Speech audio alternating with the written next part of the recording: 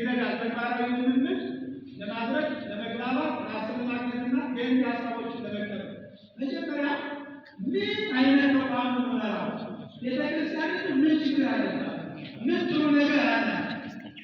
ለቤተክርስቲያን በተሾሙበት ቦታ ላይ ያሉ ሰዎች ጉልበቶች ምንድን ናቸው? ጸጋዎቹ ምንድን ናቸው? ምን አይነት ሰዎች አሉ ከጎንሽ የሚለው ነገር ማየት ተገቢ ነው። ሁለተኛ ተሰጥቶ ችሎታ ማወቅ ምንድን ነው? የኔ ስጦታ ምንድን ነው የሚለው ችሎታ ምንድን ነው? ለሰው ሁሉ ይሰጣል። ሁሉን ከሰው አያስፈልገው ለራሱ ብቻ ያለው ሰው ግን የለም። አንዳችን ከአንዳችን ለሆነ ነገር አስፈላጊ። ስለዚህ ችሎታ ምንድን ነው? የመሪነት ችሎታ የለኝም፣ የመመራትና የመምራት ችሎታ ነው የሚለውን ነገር ማየት ተገቢ ነው። ሌላው እዚህ ጊዜ አልወስድም። እነዚህ እውቀት አለ እነዚህ ያሉ አምስቱ የማኔጅመንት ተግባራት ይታያቸዋል። ትንሽ ሞላ ብላችሁ አምስቱ የአንድ መሪ የስራ ቁልፍ ጉዳዮች እንደ ሶስቱ ደግሞ እነዚህ አምስቱ ናቸው። እነዚህ አምስቱ ሃይማኖት ስላቸው ያሏቸው አምስቱ ሃይማኖት ምስጢረ ሥላሴ ምናምን ብለው ይላል። ግን እነዚህ ምን ማለት ነው? አንደኛው ማዕከል ማለት ነው። ፕላን ምን ማለት መጀመሪያ ሰው ማዕከል አለበት። በኋላ ላይ እቅድና ሪፖርት ላይ ስላለ ጊዜ አልወሰድም። በኋላ ላይ በሁለተኛው አሰልጣኝ የኔታ ጻድቁ በሰፊው ይሉበታል።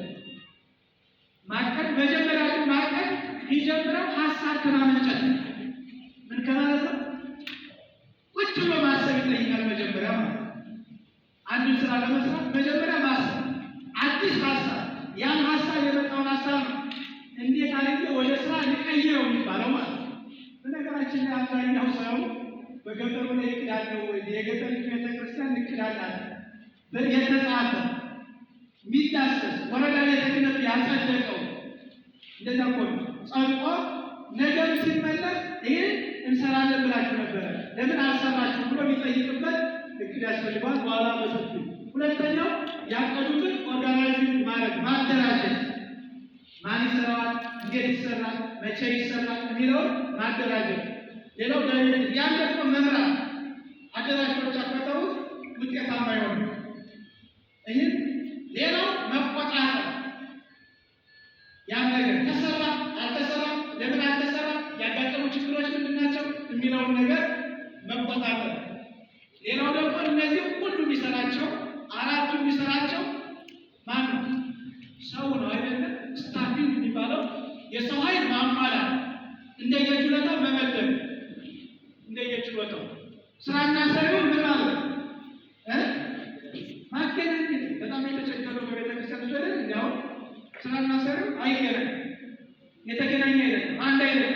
የሚሰራው ሌላ ነው፣ ስራው የሚጠይቀው ሌላ ነው። ለምሳሌ ምንም አይነት አይሰጥ ማያነብ ሰው ሂሳብ ሹም ይደረጋል። አበዘው ነው ምን ሲባል አየነገር የዘር የተመላጣ ግን ነግራስማት የነገኛት ማይዘር ስለሆነ ገንዘቡን ሌቦች ያሶች እንዳይበሉት አይነት ነገር ማለት ነው።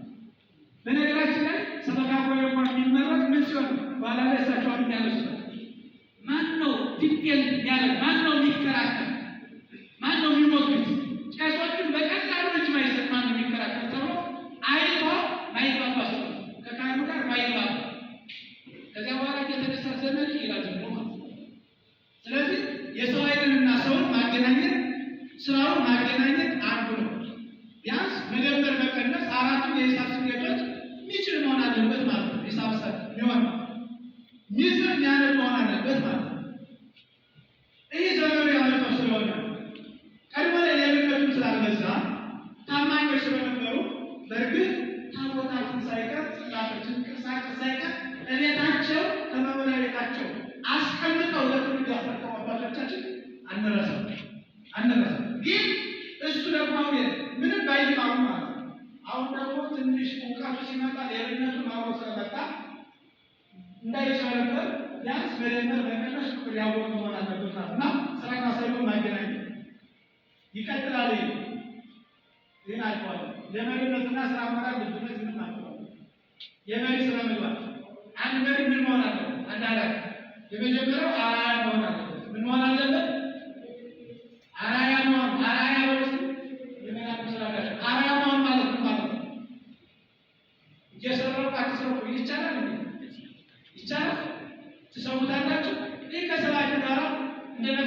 የሚሰክር ካህን ቢኖር ልጆቹን አትስከር ማለት ይችላል። ትናንትና ግን ሳባ ጋር በኋላ እንደው አንድ ሁለቷን ስንላምሽተ ለሁለታችን ቆጥሮ እንዲህ ከሆነ አውቀሰገደ ማለት ለነሳናት ካላችሁ በጣም ካላችሁ ትኖራላችሁ ያለ ግን ካላችሁ አይደል እንደው ሞቅ ነበር የሚለው ቋንቋችሁ ከከም አይመችም ነው ይመችል ነው ይመችል ነው እንኳን ለሚኖሩ ለካህኑ ሳይ ለሚኖሩ አይመችም ሞቅ ነበር ነው ደግሞ ሰሩ አለበት እንደ ማቃት አድርገው የሚቆጥሩ ሰዎች አሉ። ገንዘብ እንደማዋቀር አድርገው የሚቆጥሩ ሰዎች አሉ። ስለዚህ አራያ መሆን ባባ ያለው ህፃን ትላቸው ህፃኑ ለስርዓት መግባት አለብን ማጥፋት አለብን እየተባለ አበባል እና ህፃኑ ጊዜ ሰዓት አክብሮ ነው የሚገባ። አንድ ቀን አባወራው 5 ሰዓት አካባቢ እየተወላገደ ይገባል። ሰክሮ ቤቱን አትከፍችም ይላል። እሷ ተኝታለች። ስትጠብቅ ቆይታ ወጡን እንኳን ሳትቀምስ እሱ ሳይመጣ ብላ ረሃብ ከልጆቿ ጋር እየሸተተ ግን እሱን ደግሞ መጠበቅ ስላለባት ለባሏ ክብር ሰጣ ደግሞ ያሁኑ እንጃላ እንዲህ እያደረገች ባለችበት ሰዓት ክፈቱ እያባዛ ትናንት የሰራው ወንበር እየደበደበ እንትን ይላል። ከዛ ልጅ ተነስና ክፈትለት እኔ እያጠባሁ ነው አለች። ደግሞ ሌላ ምታጠባዋለች እኔ እያጠባሁኝ ነው ተነስ ማገል ብላ ተነሳች እና ሲከብር ባባ አለ ሁልጊዜ በሰዓት ካልገባ ትበረከካለህ ተብሏል። አንተንም ማን ይቆጣሃል አለ ማን ይቆጣው ነው። ስለዚህ አራያ መሆን ከራስ ነው የሚጀምረው። እየሰረቁ ወጠኛ ማለት አይቻልም እና እነዚህ በደንብ እንድትይዙልኝ ነው። መሪ ይህን ያስፈልገዋል። ሌላው የበጎኛ ባለቤት መሆን መሪ በጎ ቅን ሀሳቢ መሆን አለበት። በቃ ቅንኛ መሆን የለበት። ክፉ የሚያስብ መሆን የለበት። በጎ የሚያስብ መሆን አለበት። ይቀቦ የዘላለም ያሉት ስለዛይመጣ ግን ልቡ ቶልፋል ነፍሳቸው ይላሉና ይቀቦዬ የሆነን አካባቢ ጠርተው እንደ ጎጃም ሰው እኮ ይላሉ። እንደዚያ አንድ ነገር ይሆናል እነዚህ ማለት መጽሐፍ ቅዱስ ሚለው ሁሉ እንከጠል ባለ ተማሩት ወይ ባህል ተማሩት ነው። እንደ ባቡመች እንደ ርምድ ሁለቱ በአንድ ማይነጣጠሩ ናቸውና ሁኔው ባለ ከመር እንደ ደጓዎች ነው ሁሉ ሚለው ብቻ ይዞ የጎጃም ሰው ይቸገራል። አንዳንድ ጊዜ ምንም ያስፈልገዋል ማለት ነው። ጥበብን ከየዋህነት የዋህነትን ከጥበብ መሪነትን ከየዋህነት የዋህነትን ከጥበብ ከመሪነት ጋር ማስተሳሰር ተገቢ ነው የሚለው ነገር ብዙ ነው። አራተኛው ከአርማዊነት የጸዳ መሆን አለበት። ከምን የጸዳ ኃላፊ ከምን የጸዳ በእውነት አሁን እሱ በጣም አስቸጋሪ ነው። አንዳዊ ሰው እየተፈጠረ ነው። መሪዎች ለዘመናቸው ለጎረቤታቸው ለአካባቢያቸው ሰው ለምን እያሉ አርማዊነትን የሚያስፋፉ ነው አለ። እሱ ከሆነ ደግሞ ምን አይሆንም? መሪ አይደለም። ውጤታማ መሆን አይቻልም በፍጹም። እንዴት ነው ውጤት ይመጣል? አኩራፊ ተከታይ ይፈጠርና በዚህ ምክንያት ምን ይሆናል? ያ ሰው አኩራፊ ለስራው ግዴለሽ ለከላይ ሰው ጅምር የማይባል እንዲህ የተወሰኑት ብቻ የሚወጡበት የተወሰኑት ደግሞ የሚተኙበት የተወሰኑት ዝም ብሎ ተመልካች የተወሰኑት እባልኛው ነው። አርማዊ ከመሪ አርማዊነት የሚጠበቅ አይደለም። እንደ መጽሐፍ ቅዱስም የምታውቁት ስለሆነ ዘይጃለ በገጽ የምንለው የባህሪ አምላካችን ዘይጃለ በገጽ ነው። ስለዚህ እኛም እንደዚያ መሆን አለብን የሚለውን ነገር ለመውሰድ ነው። ጊዜ በጣም ስለሌለ የተከታዮችን እነዚህ ሌላው የተከታዮችን አይነት ማወቅ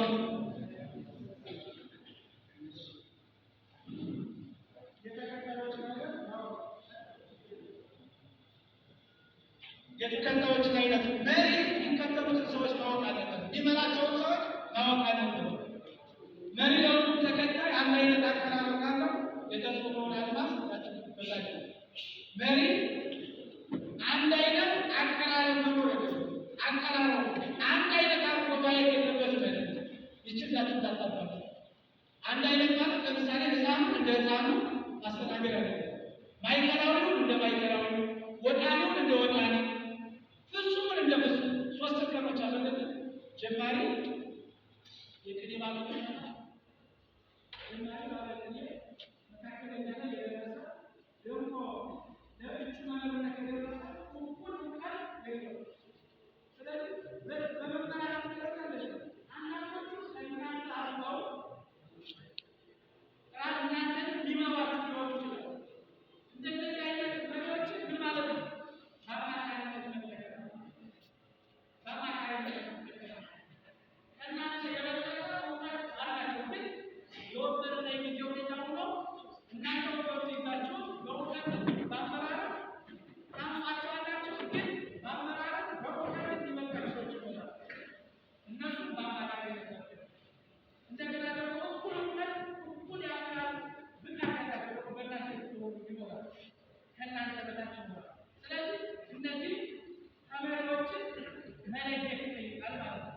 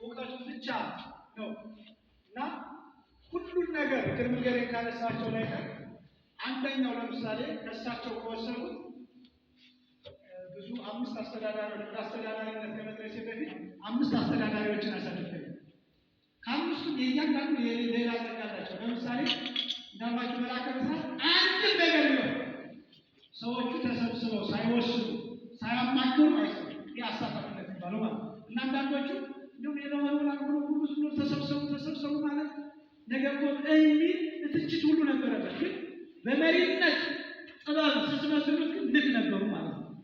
ሁሉም ሰው ተስማምቶ ያደረገው እንኳን ጥሩ ስራ ኃጢአትን እንኳን ተስማምቶ ካደረጉት ብዙ ይስማማ ይሆናል ማለት ነው። ኃጢአት እንኳን ጽድቅ ማለት ነው፣ እንኳን መሪነትና በዚያ ደረጃ ጥሩ የአመራር ብቃት ነበራቸው። እንግዲህ ከዛሬ 20 ዓመት በፊት ማለት ነው 19 ዓመት አካባቢ በፊት ያን አይነበረ ማለት ነው። የተሰሩ ስራዎች በዚያ ልክ የተሄደባቸው ናቸውና መሪ አንደኛው ካለው የጸጋ እኩል ማየት የሚችል መሆን አለበት ማለት ነው። እኩል ማየት አለበት። ስሜታዊ መሆን የለበትም። ሌላው እዚሁ ላይ ያለ ነው ኢሞሽናል ማለት ነው። ስሜታዊ በሆነ ማለት ነው የሚቆጣ መሆን የለበትም። ስሜታዊ የተረጋጋ ሁሉን ነገር እኩል እያየ ግን የተረጋጋ መሪ ነው። ተቆጥቶ የመጣውን የሚያቀዘቅዝ ቀዝቅዞ የመጣውን የሚያሞቅ እኩል መሆን አለበት ማለት ነው። እንደዚያ ካልሆነ ልክ ሰው ሲተማሪ የመጣበትን ሁኔታ አታውቁትም። ከቤተሰብ ጋር ተጋጭቶ ሊመጣ ይችላል። መንገድ ላይ የገጠመውን አታውቁትም። እናንተ ላይ ሲደርስ ያ ሁሉ ተጠራቅሞ ትንሽ ነገር ተናግራችሁ ብዙ ይቆጣል። ምኑ ላይ ያስቆጣው ስትሉ የቆየበትን ሁኔታ ስለማታውቁት እናንተ ሲቆይ ተረጋጋ፣ ምንድነው ደህና መጣ መንገዱ ሰላም ጥሩ ነበር። በጣም ለቤተ ክርስቲያን አለ ነው የመጣው ለግል አይደለም። የግሉ ጉዳይ እንኳን ቢሆን ካላችሁት ምን ይላል? ይቀዘቅዛል፣ ወደ ራሱ ይመለሳል። ወደ ራሱ ከተመለሰ በኋላ ደግሞ የሚያመጣው ሀሳብ እናንተንም የሚያስቀይም አይሆንም፣ ቤተ ክርስቲያኒቱን የሚጠቅም ይሆናል። ከዚያ ውጭ ዱላ መማዘዝ ነው የሚሆን ማለት ነው። ዱላ መማዘዝ ነው የሚሆን ማለት ነው። እና የመጀመሪያው ስሜቱ መሪ ስሜቱ የተረጋጋ መሆን አለበት የሚባለው ለዚያ ነው ማለት ነው። ከዚህ ጋር ሌላው ደግሞ ትህትና ያለው መሆን አለበት ይላል። ምን ያለው? ትህትና። ደንበኛ ንጉሥ ነው ተብሎ ተጽፎ ግን ገና ስትሄዱ አይናቸውን እንደሚያጉረጠርጡት ማለት አይደለም። አንዳንድ ጊዜ የተጻፈውና እንግዲህ ደንበኛ ንጉሥ ነው ምናምን ይላሉ። አሁን ለትዬ ምናምን ማለት እዚህ ያሉትም መሪ በመንግስት ደረጃ በቤተ ክህነትም ደረጃ አንዳንድ ጊዜ ማለት በቃ ከዚያ በኋላ እንትኑ ይጨምራል። ይሄ ጀረቱ ራሱ በቃ ይጨምርበታል። ምን ሌላ ዓለም ያለ ነው የሚመስለው።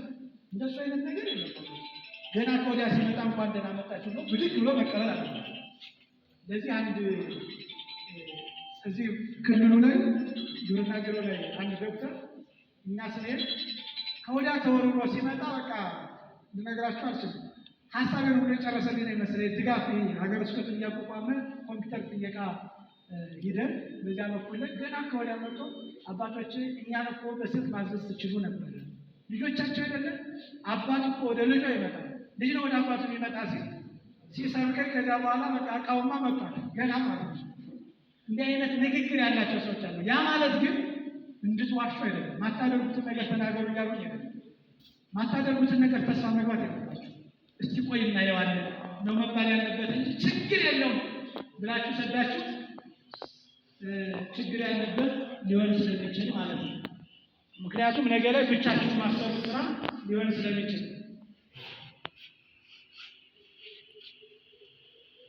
አቃቤ ሰዓት ያው ያሳሰቡ መሆን አለበት ማለት ነው። የባከነ ጊዜ ግን ለኳስ ጨዋታ ተጨምሮ እሱ ግንዛቤ ወስዶ ማለት ነው። ስለዚህ አለፍ ብዬ ወደ ዋናው ሀሳቤ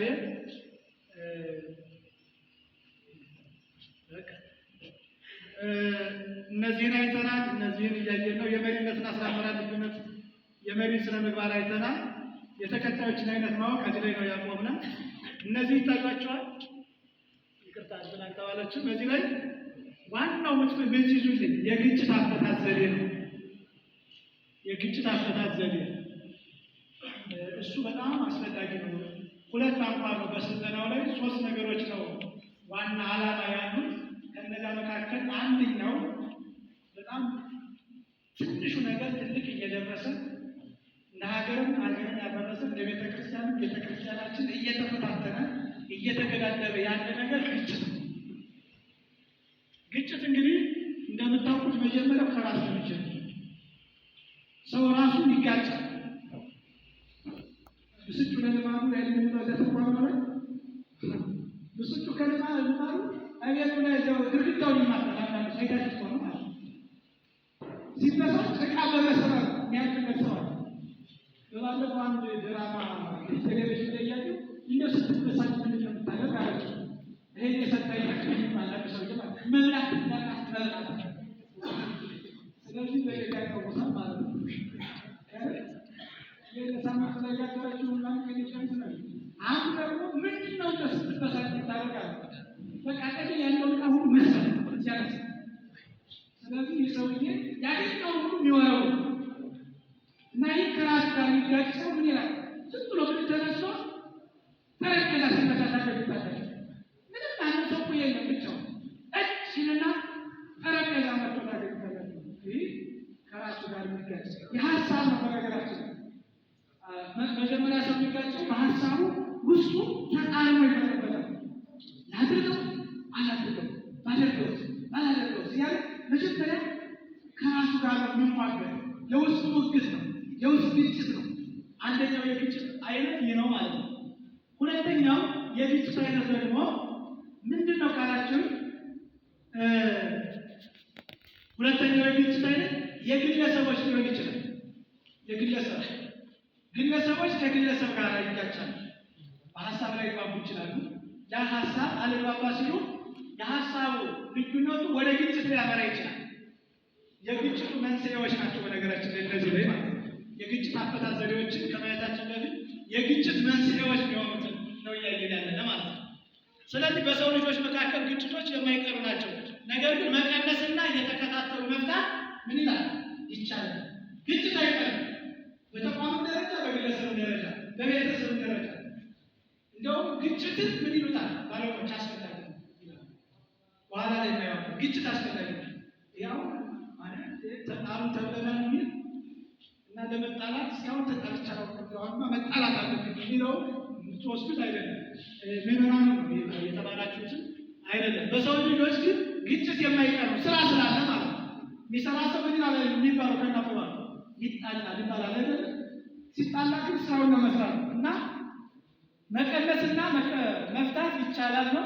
ኃላፊዎች ከስራ ጊዜያቸው 20% ግጭትን በመፍታት እንደሚያሳልፉ አጥኖች ይናገራሉ። ከመቶ 20% ሰዓት ምን ይላሉ? ግጭትን በመፍታት ብዙ ጊዜ የሚያሳልፉት ግጭትን በመፍታት ነው ይላል። ስለዚህ ግጭት በአግባቡ ከተያዘ የሚከተሉት ጥቅሞች ይኖሩታል። ግጭት ጥቅም አለው እያሏቸው ማለት መጋጨት መጣላት ጥቅም አለው ይላል። ምን ጥቅሞች አሉት ይልና ያስቀምጣል። አንደኛው እድገትን ለማምጣት፣ ውጥረትን ለማርገብ፣ ለውድድር አንድነትን ለመፍጠር፣ በጥልቀት ለማሰብ እነዚህ ጥቅሞች አሉ። ሰው ሲጋጭ ምን ይላል? በቃ ከሌለ ካላወቀው ነበረ ማለት ማጥናት ይጀምራል። ያልተረዳውለት ሰው ያለ ነበር ማለት ነው። ምንድን ነው ያጣላ ምክንያት? ይህ በደንብ ምን እንዲያል በጥልቀት እንዲያስብ ያደርገዋል ማለት ነው። እንዲመራመር ያደርገዋል። ሁለተኛው ለውድድር ግጭት ሲኖር ምን ይላል? ሰው አለቸነት ባይነት ይመጣል። ኮምፒቲሽን ይፈጠራል። ውድድር እሱ ካማኔ እሱ ይሄ ሲያደርግ እኔ ክብር አንሳለሁ ይልና ወደ ቁጭት መንፈሳዊ ቅናት ወደ ምን ነው ይሄዳል ማለት ነው። ሌላው ደግሞ አንድነትን ለመፍጠር በደንብ የታረቁ ከልባቸው የታረቁ ሰዎች ተጋጭተው እንኳን ከዚያ በኋላ አንድነታቸውን የሚሄደው ሰው አይደለም። ለምን? በደንብ ችግራቸውን ስለተረዳዱ ስለሚያውቁ የከኔ ደካማ ጎኔ ነው በቃ ጠንካራ ጎኔ ነው ብለው ስለሚያውቁ ውድድርን ይፈጥራል። ለተቋም አስፈላጊ ነው ማለት ነው። ሌላው በጥልቀት ለማሰብ እያለ ውጥረትን ለማርገብ አንዳንድ ጊዜ የሆነ ግጭቶቹ ዝም ብለው እንደ ገደል ጭስ ውስጥ ላይ የነበረው ነገር ሰው በምን ይፈጥራል? በግጭት አማካኝነት ያ ነገር ውስጥ ለውስጥ ሄደ የነበረው ዱብ ይልና ይወጣል። ያ የወጣው ደግሞ ምን ይላል? በሽምግልና ይፈታል። ሽማግሌ የማይፈታው ስለሌለ ማለት ነው። እና አምስቱ ግጭቶችን አምስቱ ከለባት አሏቸው። ከራዕየ ዮሐንስ የወሰዱባቸው አምስቱ ከለባት ራዕየ ዮሐንስ መጨረሻ ላይ ስታነቡ አምስቱ ከለባት የሚባሉ አሉ። እና የግጭት አይነቶችን አምስቱ ከለባት አሏቸው። እና በግለሰብ ውስጥ ያለ ግጭት ይህን አላድርገው በማለት በግለሰቦች መካከል የሚፈጠር ግጭት በአንድ ግለሰብና በቡድን መካከል የሚፈጠር ግጭት ሊሆን ይችላል። በቡድኖች መካከል የሚፈጠር ግጭት ሊሆን ይችላል።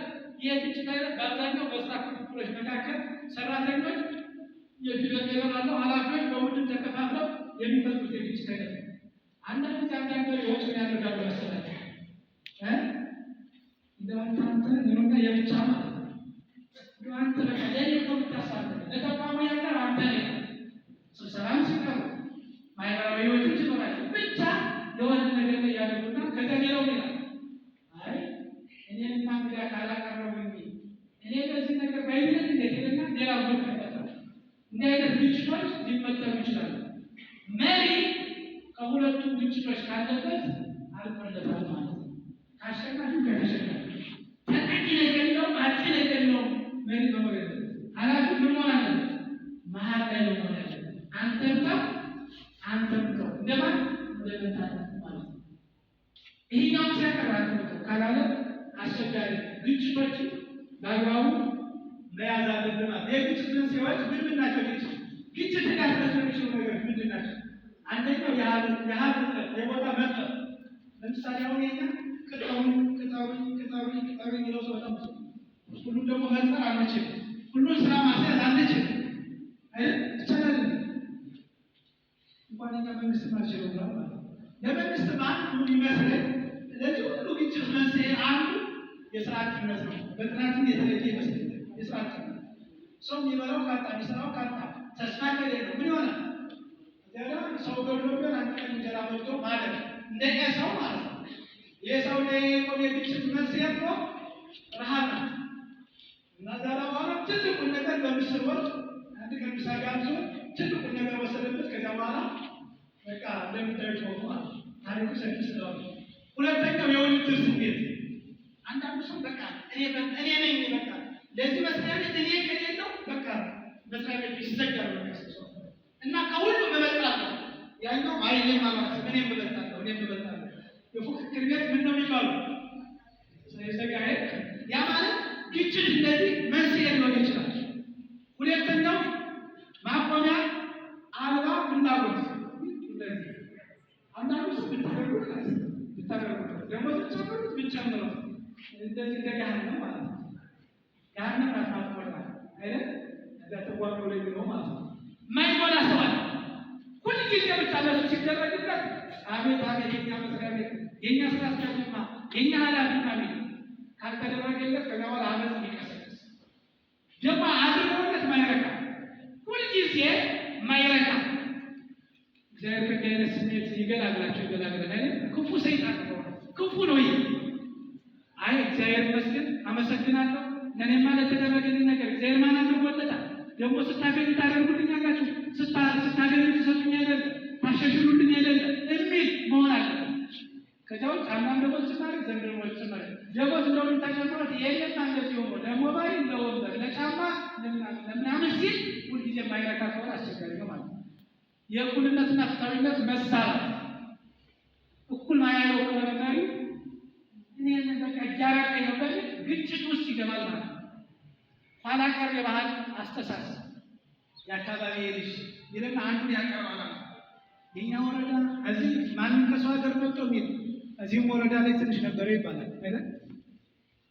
እኛ ለምሳሌ ወደ ሹመት ስንገባ ማንም ከማን ስንል በአጋጣሚ ሰው ባይገኝ እዚህ ለቦታው የሚመጥን ሰው ባይገኝ ማለት ነው። ለወረዳው ከሌላ የሚመጣ ምን ችግር አለ? ከኛ ወረዳ ከሌላ ወረዳ መጥቶ እየመራ ከሌላ ቤተክርስቲያን መጥቶ እየመራ አንድ ላይ ገበያ ሁሉ